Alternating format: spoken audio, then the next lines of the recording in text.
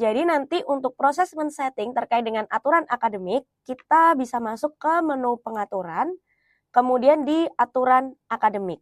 Nah, disinilah Bapak Ibu nanti kita bisa melihat terkait dengan aturan apa saja yang bisa kita setting. Jadi mulai dari untuk mahasiswa, mulai mengambil cuti, melihat KHS, KRS, kemudian pengambilan KRS untuk yang semester pendek, presensi mahasiswa, proposal, sampai nanti untuk mengikuti UTS. Selain itu, ada juga yaitu terkait dengan pendaftar, di mana nanti kita bisa mencekal pada proses daftar ulang dan juga generate mahasiswa. Nah, proses yang ada di sebelah kiri ini Bapak Ibu, jadi itu sudah default dari sistem, sehingga kita tidak bisa mengurangi ataupun menambah. Nah, kalau misalkan ada aturan yang tidak Bapak Ibu gunakan, nanti bisa diabaikan saja. Jadi, yang perlu kita setting di sini Bapak Ibu, itu nanti sesuai dengan kebutuhan seperti itu. Misalkan kita di sini memerlukan aturan untuk men-setting terkait dengan pencekalan KRS.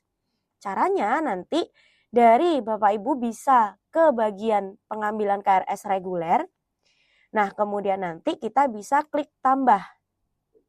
Di sini nanti kita bisa menyesuaikan untuk jenis aturannya, misalkan yaitu KRS reguler, gasal atau genap.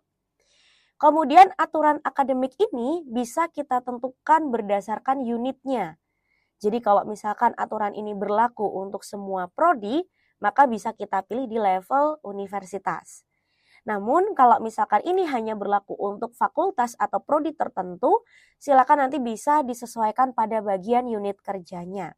Nah, kemudian setelah kita memilih unit kerja, berikutnya di sini adalah kita menentukan jenis tagihan apa yang akan kita gunakan untuk pencekalan.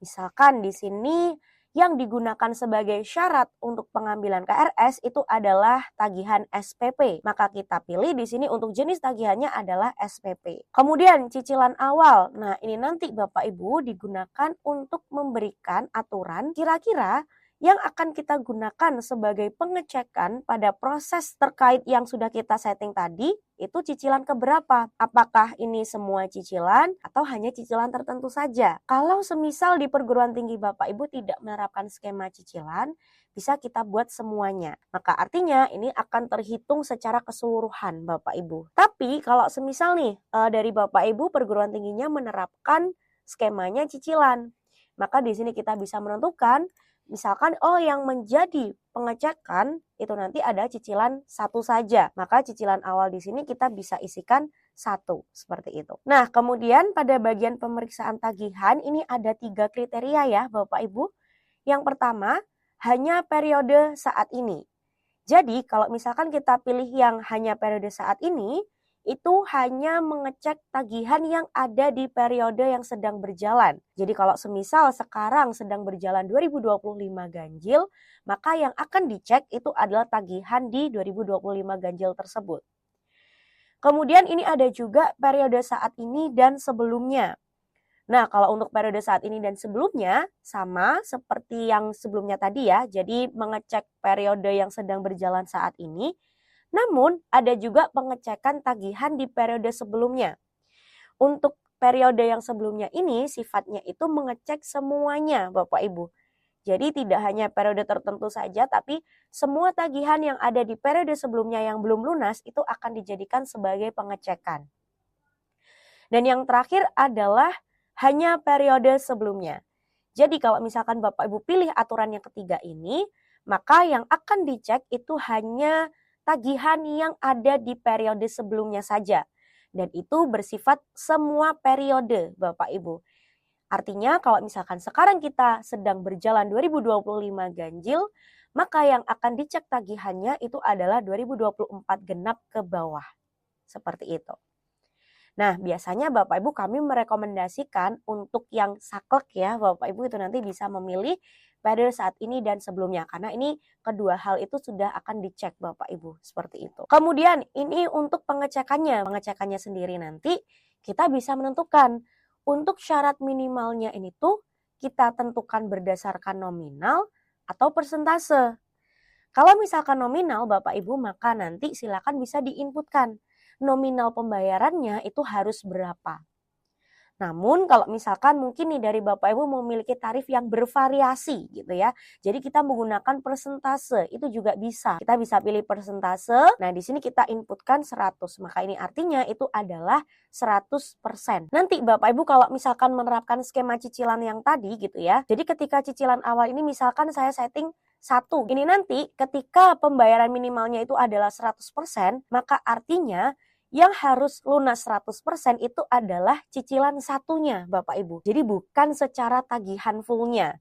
Melainkan yang akan dicek nanti itu adalah cicilan satunya saja. Tapi kalau misalkan semua cicilan, ya ini nanti harus semuanya Bapak Ibu. Jadi total tagihannya itu berapa, itu yang harus dibayarkan. Kemudian di sini ada memeriksa bulan sesuai urutan cicilan. Jadi ini kalau misalkan nanti dari Bapak Ibu menerapkan konsep cicilan gitu ya, atau bisa juga konsep tagihan bulanan. Nah, itu nanti silakan bisa dicentang Bapak Ibu. Tapi kalau misalkan dari Bapak Ibu tidak ada tagihan bulanan, ini bisa dilewati saja. Jangan lupa statusnya nanti di set aktif agar aturan tersebut bisa berjalan secara sistem. Kita klik simpan ya Bapak Ibu. Otomatis ketika kita sudah memiliki aturan seperti ini, ketika nanti ada mahasiswa yang mau melakukan proses KRS-an secara reguler, dia harus membayar SPP-nya untuk semua cicilan atau bisa dikatakan di sini adalah semua biaya full dari SPP itu harus dibayarkan sebesar 100%.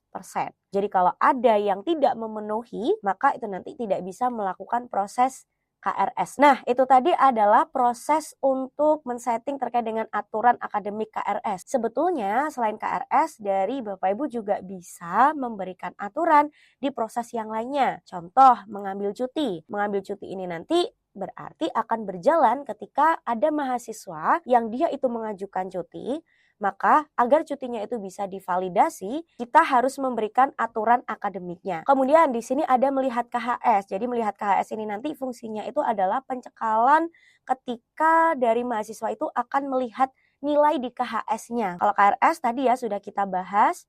KRS semester pendek ini khusus untuk yang di periode semester pendek. Jadi kalau misalkan dari perguruan tinggi Bapak Ibu menerapkan periode pendek, ini bisa diaktifkan. Presensi mahasiswa ini digunakan untuk, jadi kalau semisal dari mahasiswa itu belum memenuhi terkait dengan persyaratannya, maka presensinya itu menjadi tidak valid. Presensi itu akan otomatis valid ketika dia sudah membayar atau sudah memenuhi aturannya. Kemudian mengambil proposal. Nah, jadi ini kalau misalkan ada mahasiswa yang mau mengajukan proposal, dia harus membayar biaya tertentu, nah itu nanti bisa disetting juga. Kalau mengambil skrip, kemudian untuk yang mengambil skripsi, ini juga hampir sama dengan yang proposal ya Bapak Ibu. Jadi ketika ada mahasiswa yang mau mengajukan skripsi, itu nanti bisa diberikan pencekalan juga. Untuk mengikuti UAS, jadi ini nanti juga sama ya, UAS dan UTS ini hampir mirip, di mana ketika ada aturan akademik yang tersetting, nantinya dari mahasiswa tersebut itu biasanya tidak bisa cetak kartu ujian Bapak Ibu.